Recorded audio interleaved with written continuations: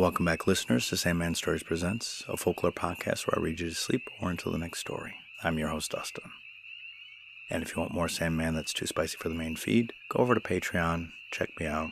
You can even do it for free. Today we are back in the first book of the Panchatantra, called The Loss of Friends. In the previous chapter, we read about the jackal that helped a poor man become a king. In this chapter, we learn a bit about a king who was hoodwinked by a charlatan. And it all relates back to Rusty and Victor and Cheek, and Lively. Okay, let's continue. Chapter 25. The Monk Who Left His Body Behind. In the Koshala country is a city called Unassailable. In it ruled a king named Fine Chariot, over whose footstool rippled rays of light from the diadems of uncounted vassal princes. One day a forest ranger came with this report.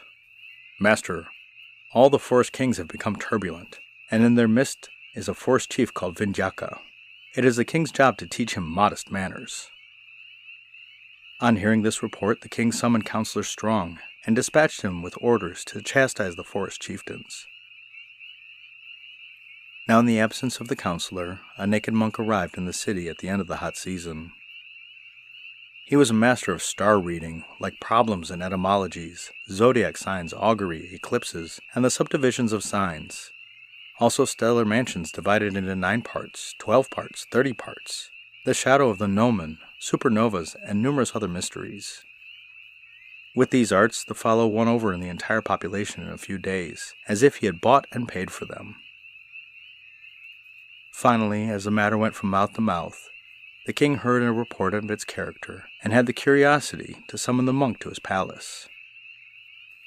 There he offered him a seat and asked, "Is it true, Professor, as they say, that you can read the thoughts of others?" "That will be shown in the sequel," replied the monk. And by discourses adapted to the occasion, he brought the poor king to the extreme pitch of curiosity. One day he failed to appear at the regular hour, but the following day, on entering the palace, he announced, "O king, I bring you the best of good tidings. At dawn today, I flung this body aside within my cell, assuming a body fit for the world of the gods, and, inspired with the knowledge that all the immortals thought of me with longing, I went to heaven and have just returned. While there, I was requested by the gods to inquire in their name after the king's welfare." When he heard this, the king said, his extreme curiosity begetting a feeling of amazement, "What, Professor, you go to heaven?" "O mighty king," replied the fellow, "I go to heaven every day." The king believed it, the poor dullard. Then he grew negligent of all the royal business and all the duties toward the ladies, concentrating his attention on the monk. While matters were in this state, Strong entered the king's presence, after settling all disturbances in the forest domain. He found the master wholly indifferent to every one of his counselors, withdrawn in private conference with that naked monk, discussing what seemed to be some miraculous occurrence, his lotus face a blossom. On learning the facts, Strong bowed low and said, "Victory, O king! May the gods give you wit." Thereupon the king inquired concerning the counselor's health, and said, "Sir, do you know this professor?" To which the counselor replied, "How could there be any ignorance of one who is lord and creator of a whole school of professors? Moreover, I have heard that this professor goes to heaven. Is it a fact?" "Everything that you have heard," answered the king, "is beyond the shadow of doubt." Thereupon the monk said, "If this counselor feels any curiosity, he may see for himself." With this he entered the cell, barred the door from within, and waited there. After the lapse of a mere moment, the counselor spoke. "O king," he said, "how soon will he return?" And the king replied, "Why this impatience? You must know that he leaves his lifeless body within this cell, and returns with another, a heavenly body."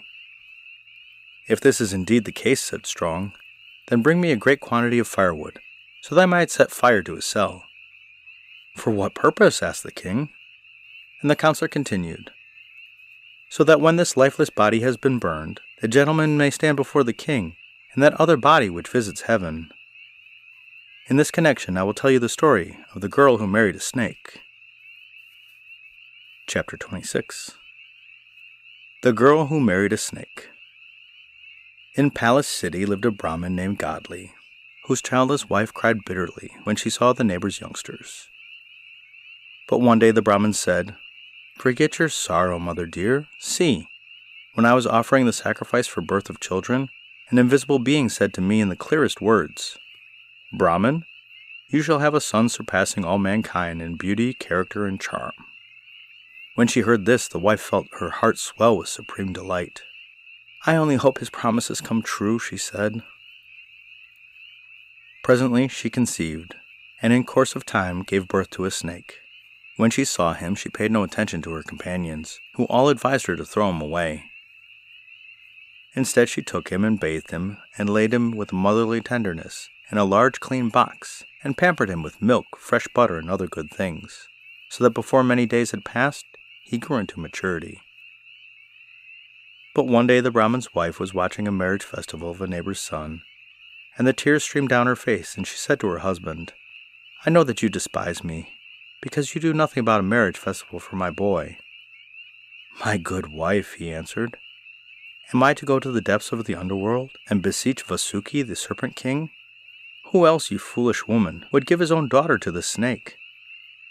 But when he had spoken, he was disturbed at seeing the utter woe in his wife's countenance.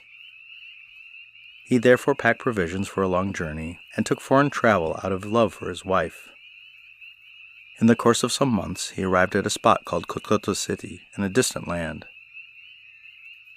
There, in the house of a kinsman whom he could visit with pleasure, since they both respected each other's character, he was hospitably received, was given a bath, food, and the like, and there he spent the night.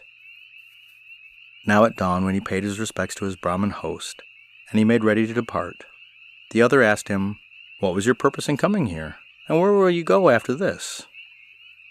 To this he replied, "I've come in search of a fit wife for my son." "In that case," said his host, "I have a very beautiful daughter, and my own person is yours to command. Pray take her for your son." So the Brahmin took the girl with her attendants and returned to his place.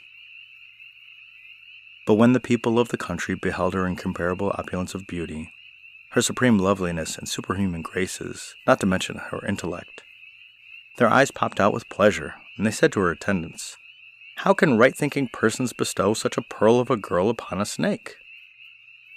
On hearing this, all her elderly relatives, without exception, were troubled at heart, and they said, "Let her be taken from this imp-ridden creature." But the girl said, "No more of this mockery. Remember the text.